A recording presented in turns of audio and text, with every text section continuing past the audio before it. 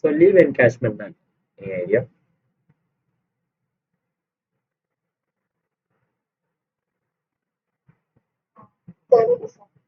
Okay. So இப்போ ஒரு company இயர்க்குன்னு சொல்லிட்டு ஒரு leave number of days leave வந்து அலோகேட் பண்ணியிருப்பாங்க, excluding Sundays and government holidays. இந்த லீவை தவிர்த்து பர் இயருக்கு வந்து 30 or 40 days வந்து லீவ் எடுத்துக்கலாம்னு இருக்கும். அந்த டேஸ் யார் லீவ் போடாம இருக்காங்களோ அவங்களுக்கு சம் பெனிஃபிட்ஸ் அவைல் பண்ணும். அதான் லீவ் சார்.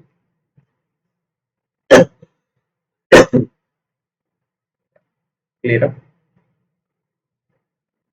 ஸோ கண்டிஷன் பார்த்தீங்கன்னா, leave salary during service taxable for government and non government. Okay. So service டைம்ல லீவ் எடுத்திருந்தாங்கன்னா கவர்மெண்ட் எம்ப்ளாயர் இருந்தாலும் நான் கவர்மெண்ட் எம்ப்ளாயர் இருந்தாலும் taxable. Leave salary at the time of retirement.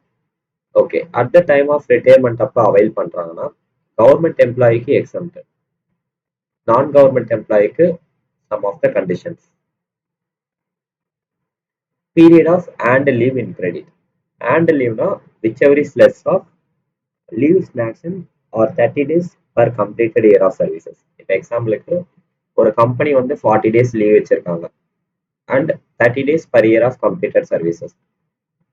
இது ரெண்டுத்துல whichever is less இதை பார்க்கணும். ஓகேங்களா? ஸோ அப்போ 30 days தான் எடுப்பாங்க. அதில் லீவ்ஸ் வந்து அவங்க அவைல் பண்ணது எப்போ, என்கேஷ் பண்ணது எப்போ, இந்த 30 daysல அவங்க லீவ்ஸ் எடுத்தது வந்து என்னென்ன டேஸ், 30 daysல அவங்க 10 days எடுத்திருக்காங்கன்னா அந்த 10 days மைனஸ் பண்ணுவாங்க. லீவ்ஸ் என்கேஷ்னா இதுல 10 or 20 days வந்து லீவ் சேலரி கேஷா அவங்க ரிசீவ் பண்ணியிருந்தாங்கன்னா அதை வந்து அவங்க இதுல இருந்து மைனஸ் பண்ணிடுவாங்க. into average salary of 10 months immediately prior from the date preceding the retirement. Okay,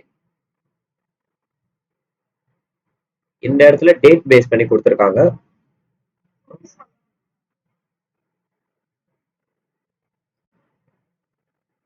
புரியல, உங்க வாய்ஸ் ஸ்லோவா இருக்கும். பர் இயருக்கு அவங்க எத்தனை டேஸ் லீவ் எடுத்திருக்காங்க. எக்ஸாம்பிளுக்கு 5 daysனா அந்த 5 days மைனஸ் பண்ணும், பேலன்ஸ் இருக்கு 25 days. And leave encashed, leave salary எப்பயாவது அவங்க வித்ரா பண்ணியிருந்தாங்கன்னா அதை மைனஸ் பண்ணும். இப்போ இன்கேஸ் அவங்க 5 daysக்கான லீவ் சேலரியை ஆல்ரெடி வித்ரா பண்ணியிருக்காங்க, அப்போ அதை மைனஸ் பண்ணும், பேலன்ஸ் இருக்கிறது 20 days. கிளியரா? 10 month ஆவரேஜ் சேலரி, ஆனால் இதில் டேட் பேஸ் பண்ணி நம்ம கால்குலேட் பண்ணணும். ஓகேங்களா? Average salary 10 months immediately prior from the date preceding the retirement. Date base பண்ணி தான் நம்ம கால்குலேட் பண்ணணும். அண்ட் நெக்ஸ்ட் கால்குலேஷன்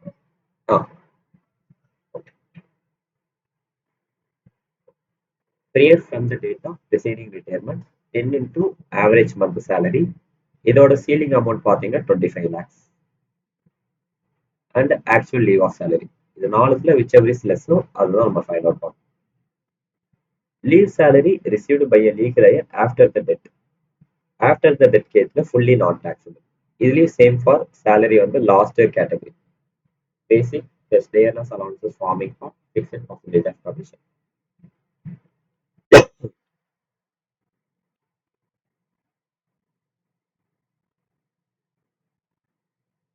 இதுல இந்த last part.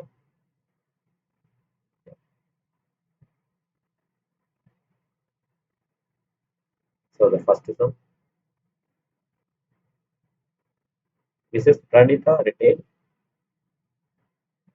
retained from service after 28 years and 7 months from ABC Limited. Leave sanction by the employee 42 days per annum. So per year வந்து 42 days leave வந்து sanction பண்ணிருக்காங்க. Leaves availed during services 400 days. அவங்க சர்வீஸ்ல இருக்கிறப்போ 400 days வந்து leave எடுத்திருக்காங்க. And the leaves encashment is 4,30,000. Average salary for 10 months preceding the month of retirement 27,000. Compute taxable amount of leave encashment for the previous year 2024-25. Okay.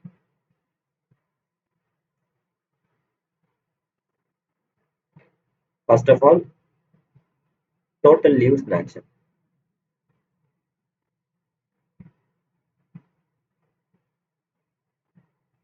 இங்க வந்து full year தான் பார்ப்போம்.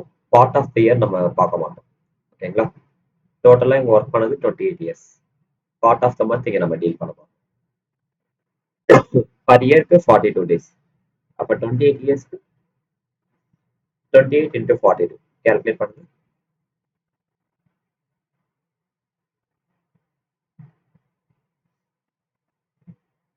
So total leave பார்த்தீங்கன்னா 1176.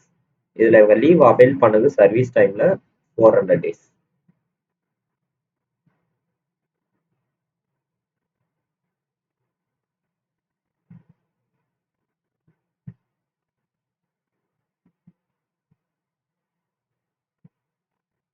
And the excess leave.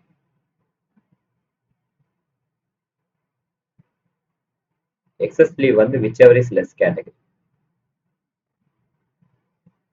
Leaves in action and completed year of services. So leaves in action பண்ணது 42 days.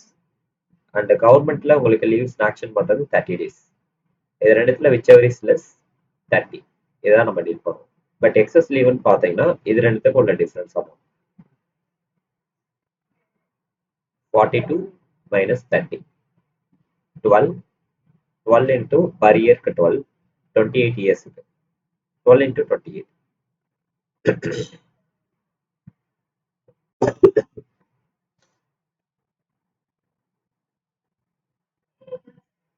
336.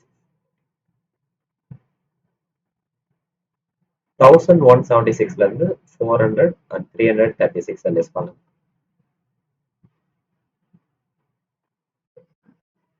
1176ல இருந்து 400யும் 336 less பண்ணுங்க.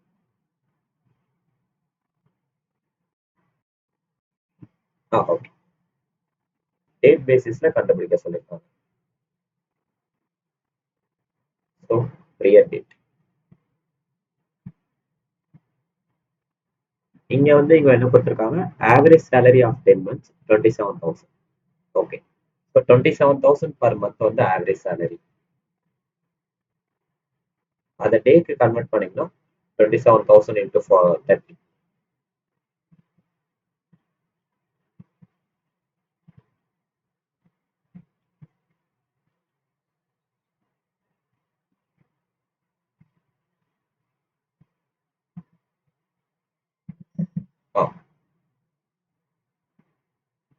Per டேக்கு salary பார்த்தீங்கன்னா 900. 440 டேஸ்க்கு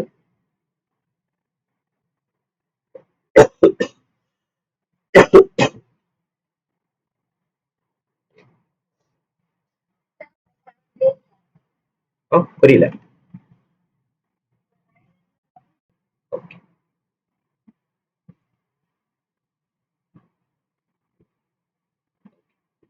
ஸோ ஃபர்ஸ்ட் ஒன் கிளியரா?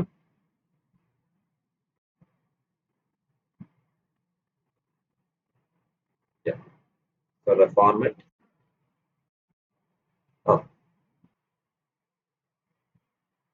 Amount received.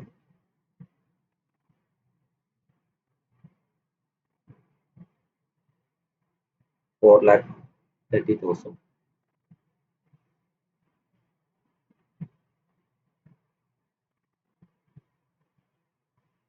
Whichever is lesser.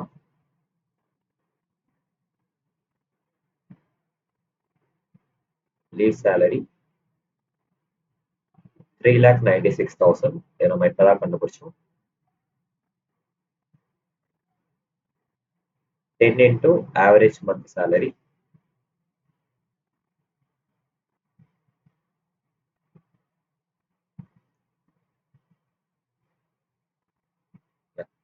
So average month salary 27,000.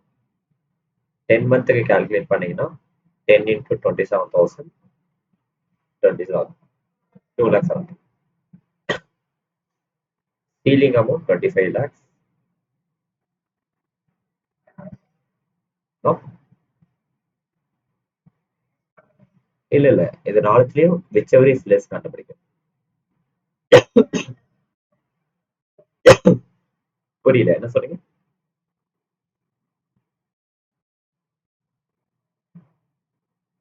4,30,000 இந்த அமௌண்ட்ல less பண்ணும். இப்ப ஓவராலா இந்த 4 அமௌண்ட்ல விச் எவர் இஸ் லெஸ், எந்த வேல்யூ கம்மியா இருக்கும்?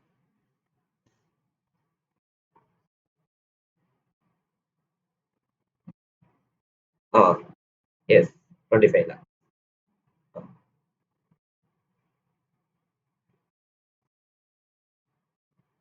புரியல. ஆக்சுவல்ங்கிறது அவங்க கொடுத்துருக்காங்க 4,30,000.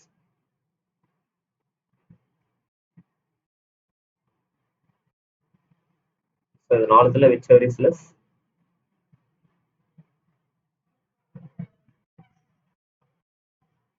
எஸ் 2,70,000. 4,30,000 இருந்து 2,70,000 லெஸ் பண்றீங்கன்னா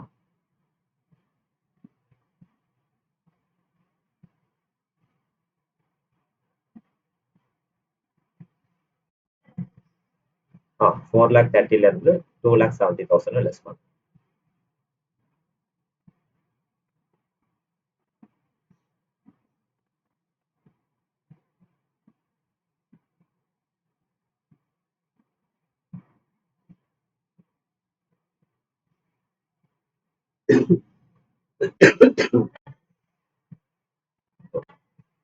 ஓகே ஓகே. இந்த அமௌண்ட் தான் டாக்ஸ். ஆ 2 லேக் இல்ல அது 25 லேக். இது 25 லேக், இது 2,70,000.